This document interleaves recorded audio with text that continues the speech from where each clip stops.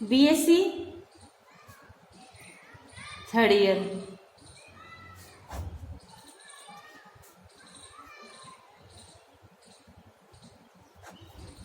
कल हमने unit first यानी कि पेपर सेकंड की यूनिट फर्स्ट पढ़ रहे थे, जिसमें से अपन ने क्या पढ़ा था, कॉम्प्लेक्स फंक्शन, और उसका पार्ट पढ़ रहे थे एक मानी। एक मानी तो पढ़ लिया था अपन ने, एक मानी सम्मिश्र फलन। आज पढ़ते हैं अपन बहुमानी सम्मिश्र फलन यानी कि मल्टीवैल्यूड फंक्शन। तो इसकी परिभाषा क्या हो जाएगी कि अपने प्रांत D के सम्मिश्र चर Z के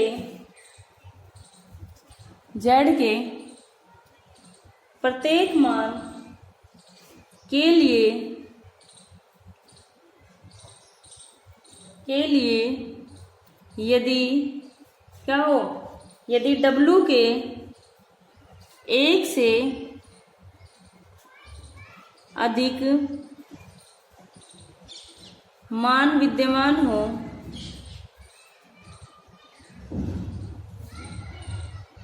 तब W Z का बहुमानी सम्मिश्र फलन कहलाता है। सम्मिश्र फलन कहलाता है। जैसे एग्जाम्पल के तौर पर लिख सकते हैं अपन, एग्जाम्पल के तौर पर बहुमानी में आ जाएगा W बराबर में आयटा Z, ठीक है, या Z की W बराबर में Z की पावर 1/2। अब देखो इसमें मान रखेंगे, एग्जाम्पल इसमें मान रखेंगे तो अपन को क्या, एक मानी में तो क्या है, Z के कितने मान रखो, W का मान 1 ही प्राप्त होगा। इसमें Z के एक मान भी रखेंगे ना तो भी इसके मान कितने होंगे, W के 2-3 मान प्राप्त होंगे, इसलिए इसको बोलते हैं कौन सा, बहुमानी सम्मिश्र फलन। अब पढ़ते हैं अपन, बहुमानी हो गया, शांतता सम्मिश्र फलन क्या जाएगा, शांतता सम्मिश्र फलन।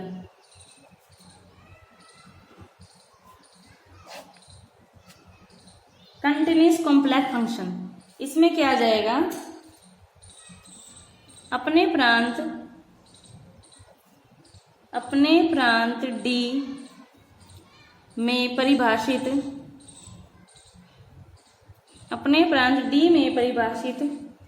फलन fz D के बिंदु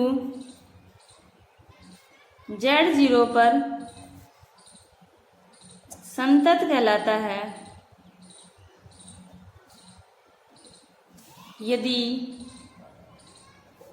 यदि प्रत्येक एप्सिलॉन ग्रेटर देन 0 के संगत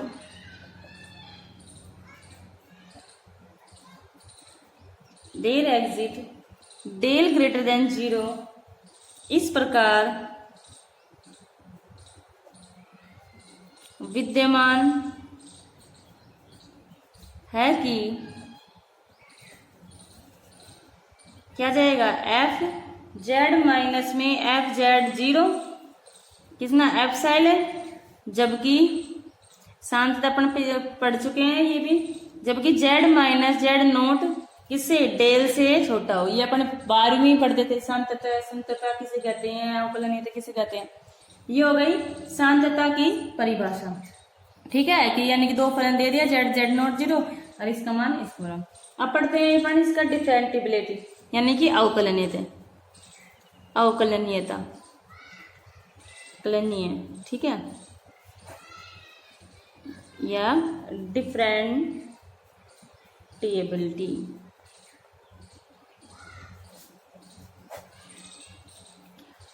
इसमें क्या है, सबसे पहले पढ़ेंगे अपन कि इसकी परिभाषा क्या है, प्रांत डी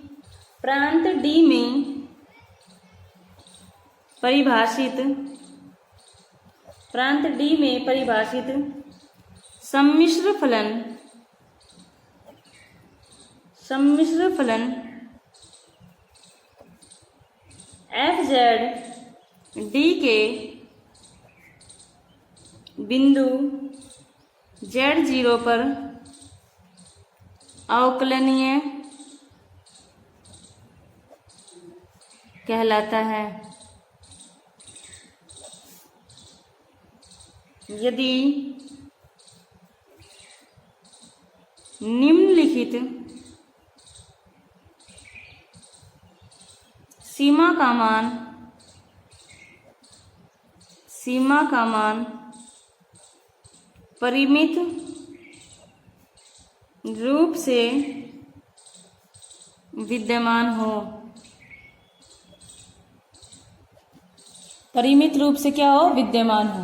ठीक है। अब इस लिमिट सीमा का मान कैसे लिखते थे? z टेंड्स टू 0, z0 किस में आ जाएगा? F Z minus F Z naught upon में क्या जाएगा? z माइनस में जेड नोट। ठीक है। जबकि लिखेंगे इसमें, जबकि जेड नोट को किसी भी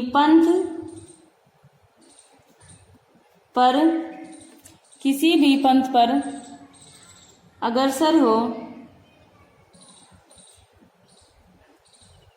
अर्थात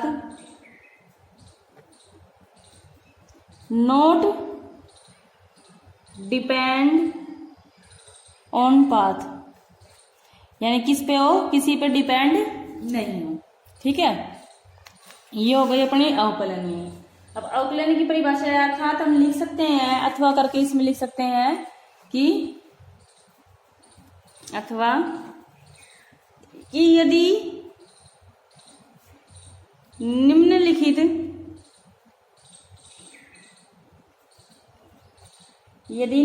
सीमा का मान परिमित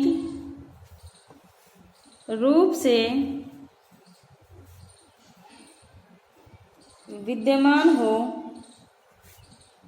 limit z tends to 0, F Z minus F Z F 0 और z माइनस 0, अर्थात जबकि z किसो?